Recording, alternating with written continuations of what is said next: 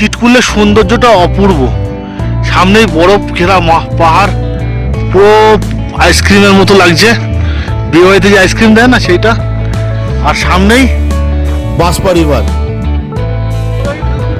হ্যাঁ, লাদাখের ভিউ আছে ভাই, বলে লাভ নেই।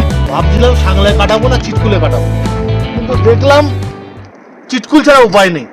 বিশেষ করে এই মরশুমে চিটকুল ছাড়া উপায় নেই। অপূর্ব লাগছে, অপূর্ব। চিটকুল থেকেও 3 কিলোমিটার দূরে চলে এসেছি আমরা। এটা হচ্ছে লাস্ট বর্ডার চেকপোস্ট। এখান থেকেও 60 কিলোমিটার যাওয়া যায়। আর ওই যে পাহাড়টা দেখছেন, ওই পাহাড়ের ওই পারেই চায়না বর্ডার। খালি চোখে তো দেখা যাবে না। অবশেষে রওনা দিলাম চিটকুলের উদ্দেশ্যে। আমাদের এক্ষুনি কোনো না কোনো হোটেল নিতে হবে, কারণ সন্ধে প্রায় নামো। আর এই ভাজপা রিভার কিন্তু একটু আগে গিয়ে সালতাজ নদীর সঙ্গে মিশেছে, তাই তো? আর সেই সালতাজ রিভার আবার পাঞ্জাব থেকে পাকিস্তানে চলে যাচ্ছে। আমরা টেন্টে আছি আজকে। জল প্রচুর ঠান্ডা।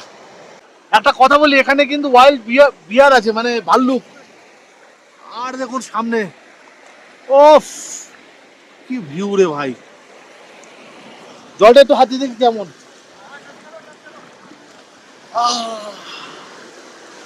বরফের মতো ঠান্ডা। বাঁশপা নদী আর পর্বতের সামনে দাঁড়িয়ে আছি, জল পুরো বরফের মতো। সবচেয়ে বড় কথা, রাত্রিবেলা ক্যাম্প ফায়ার হবে, আগুনটা দেখাতে বলবো রাতুলকে।